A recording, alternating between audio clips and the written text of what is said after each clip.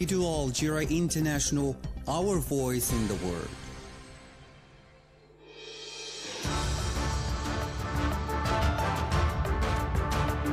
This is the English service of Radio Algeria International. It's time for the news.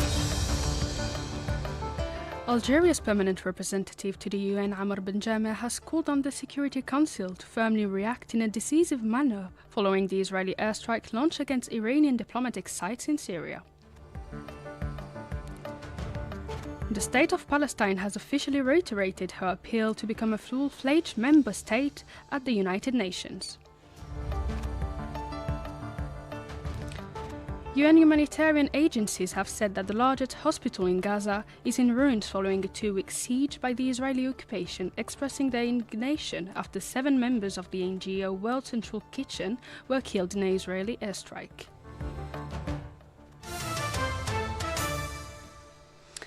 Those were the major developments. Now the full news edition. Good afternoon. The Chief of Staff of the National People's Army, ANP, Army General Said Chengriha, has paid a work and inspection visit to the headquarters of the 1st Military Region in Blida as part of his inspection visits to the various components of the ANP during the holy month of Ramadan, the Ministry of the National Defense said in his press release.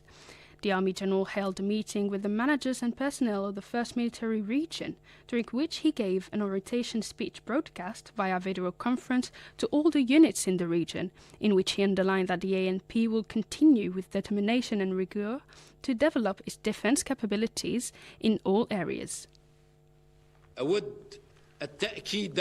On this occasion, I would like to emphasize that the National People's Army, worthy successor of the National Liberation Army, will need to continue combating preparation efforts with determination and rigor, and to keep developing its defense capabilities in all areas so as to maintain the operational readiness at the highest level to defend the supreme interests of the nation.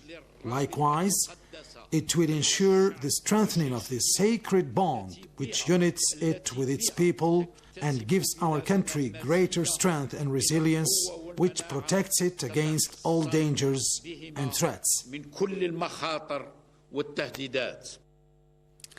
The Army General praised the unity and cohesion of the Algerian society with all its components, which will undoubtedly constitute a solid bulwark against all threats. We are confident that these threats will be contained thanks to the efforts of our brave patriots, as well as the cohesion and the innate sense of solidarity that characterizes Algerian society. This bond and cohesion are a solid bulwark against anyone who would dare to harm the Holy Land of Algeria or its popular and territorial unity and its vital interests. That was the statement of the National People's Army, Army General Said Chengriha. The Speaker of the Council of the Nation, Salah Goujil, has praised the wisdom of the President of the Republic, Abdelmajid Tebboune, in managing the country's affairs, saying that under his leadership, Algeria is experiencing a period of freedom in taking crucial decisions. Speaking at the end of the plenary session devoted to the approval of 2 pieces of legislation relating to the penal code and the film industry, Salah Goujil held the various important decisions taken by the President of the Republic with a view to achieving economic independence for our country and thus strengthening the sovereignty decision of the state and enhancing its position on the international stage.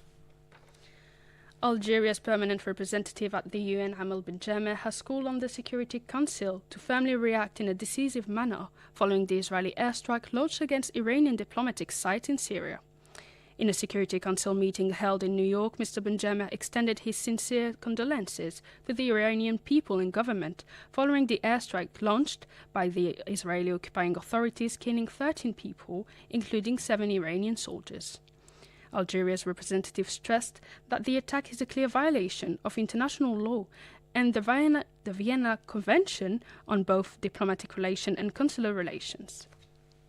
This attack is a clear violation of international law, particularly the inviolability of diplomatic and consular premises as outlined in the Vienna Convention on Diplomatic Relations and Vienna Convention on Consular Relations. Such a grave breach of international obligation by the Israeli occupying power cannot be justified or tolerated. We must raise a strong voice against the dangerous implication of this provocation, which could lead to escalating tensions and wider regional consequences. Meanwhile, he stressed that the timing of the attack following the vote of the 2728 resolution for a ceasefire in Gaza reflected a deliberate disregard to the call made by the international community for the cessation of the hostilities. He added that the aim of the attack was to respond to the international pressure by intensifying the conflict. The aim of such an act, deliberate act, is obvious: responding to international pressures by escalating the conflict, which prolong the killing of Palestinians for internal political calculation.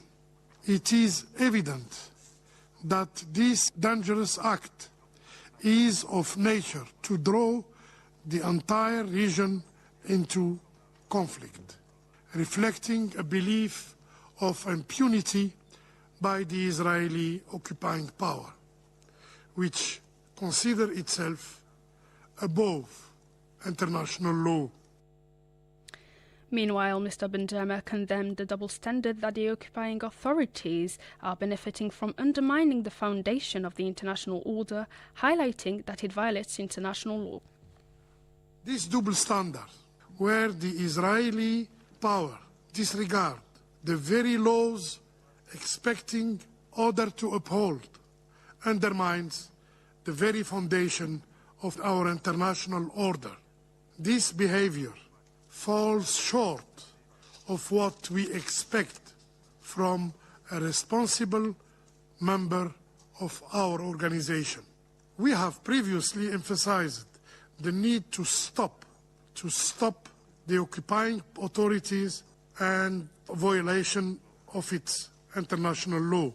The UN Security Council must respond firmly and decisively to this challenge to fundamental principles of state sovereignty, diplomatic sanctity, and respect for territorial integrity. The integrity of our international order. Algeria's representative concluded by saying that the time for resolute action is upon us. Numerous countries and organizations have condemned Monday's attack on the Iranian consulate in Damascus by the Israeli occupation, which cost the life of 13 people in violation of international law, warning of the risk of escalation in a region already tense because of the ongoing genocidal war on the besieged Gaza Strip. The details in this report by Said Bouazi. Syria, through its Foreign Minister Faisal al-Muqdad, strongly condemned the aggression that caused the lives of at least 11 people, saying that the occupier will not be able to affect relations between Iran and Syria. In a statement issued on Monday after the attack, Iranian Foreign Ministry spokesman Nasser Kanani strongly condemned the terrorist attack, describing it as a blatant violation of international rules. Kanani assured that his country reserves the right to take retaliatory measures and to decide on the type of reaction and punishment for the aggressor. The UN immediately expressed its concern at the attack, according to Stefan Dujarric, spokesman for the UN Secretary General. The Secretary General condemns the attack on diplomatic premises of the Islamic Republic of Iran in Damascus, as well as the reported casualties. He reaffirms that the principle of inviolability of diplomatic and consular premises and personnel must be respected in all cases, in accordance with international law. Mr. Guterres also reminds all parties to respect all of their obligations under international law, including international humanitarian law as applicable. Secretary General also repeats his call on all concerned to avoid attacks that could harm civilians and damage civilian infrastructure. He further calls on all concerned to exercise the utmost restraint and avoid any further escalation. He cautions that any miscalculation could lead to a broader conflict. The Arab League saw it as a violation of serious sovereignty and another serious breach of international law, in particular of the Vienna Convention on Diplomatic Relations concerning respect for diplomatic headquarters. The regional organization warned of the danger of the Zionist actions aimed at extending the scope of the ongoing war in Gaza to the regional level and plunging the region into a state of chaos. The Organization of Islamic Cooperation condemned the attack, noting that it violated international law which protects the sanctity of diplomatic missions. For its part, the European Union said it was alarmed by the attack and warned against any escalation.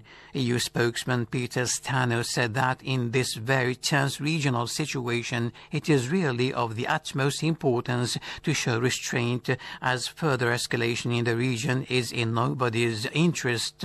For his part, the Secretary General of the Cooperation Council of the Arab Gulf States, GCC, Jassim Mohammed Al-Budaywi, condemned and denounced this targeting, saying it was important to respect international laws, treaties and diplomatic immunities.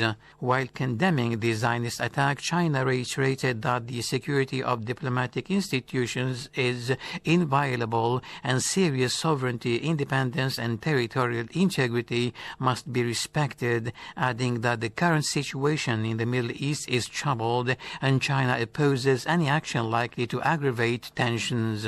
For its part, Russia said that it was absolutely unacceptable to attack diplomatic and consular representations whose immunity is guaranteed by the Vienna Convention, warning of the repercussions of the Zionist aggression on the whole region. Other countries such as Pakistan, Jordan, Lebanon, Kuwait, Iraq, Egypt, and the Sultanate of Oman and Saudi Arabia have expressed their rejection of the targeting of diplomatic facilities protected by the international law. Iran's Deputy UN Ambassador Zahra Ershadi has called on the UN to strongly condemn the attack on its consulate in Damascus, promising a response to what it described as a terrorist attack.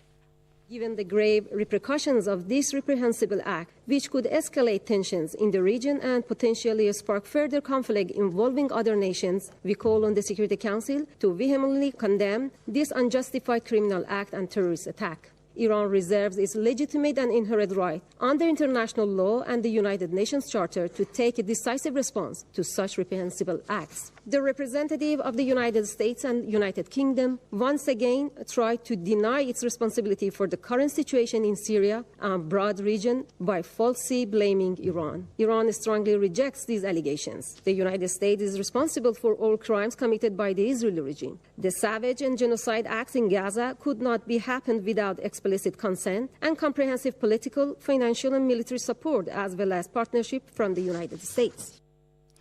That was Iran's Deputy UN Ambassador Zahra Ershadi.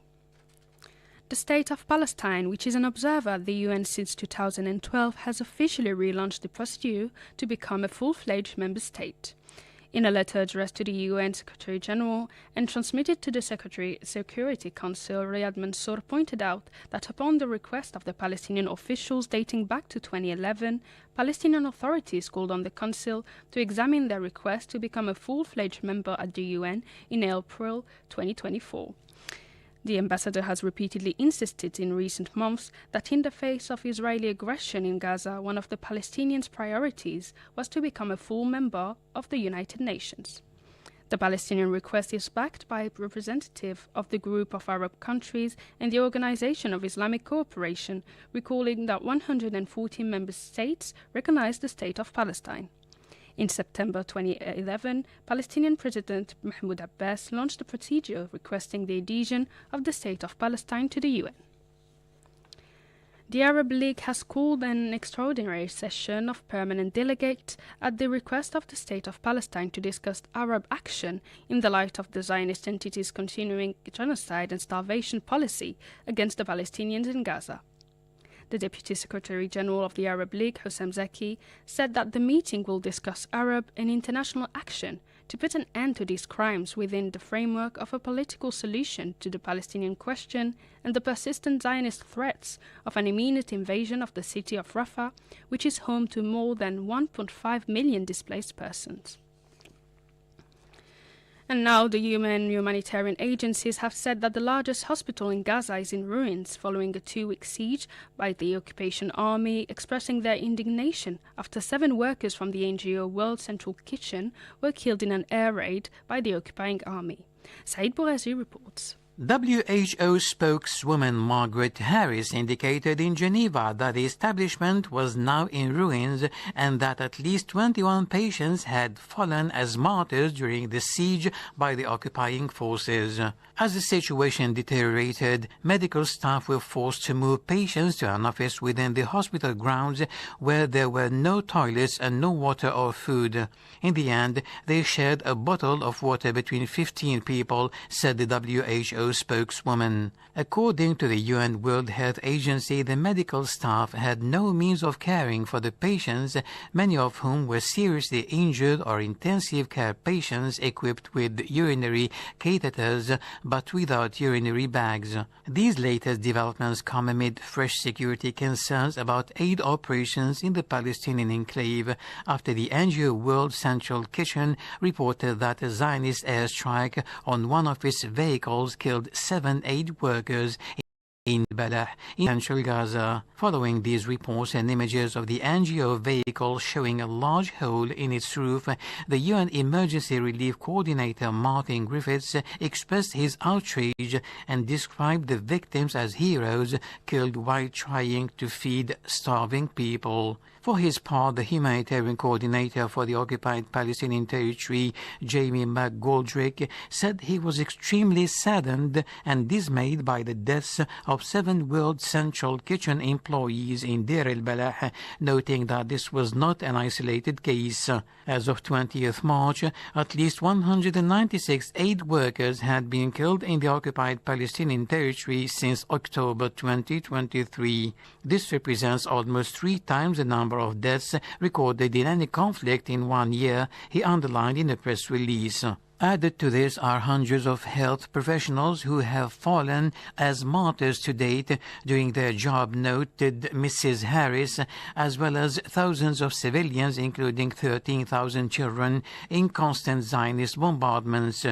The WHO team also intends to visit the Kamal Adwan Hospital, where the growing number of babies born with a weight too low to survive is already causing great concern. We must take this seriously. The ceasefire, the UN resolution, the world has agreed that a ceasefire must take place. It should have happened months ago, but it must happen now, Mrs. Harris insisted. The barbaric attack carried out by the Israeli occupation against the World Central Kitchen employees in Gaza continues to draw wide condemnation and outrage worldwide.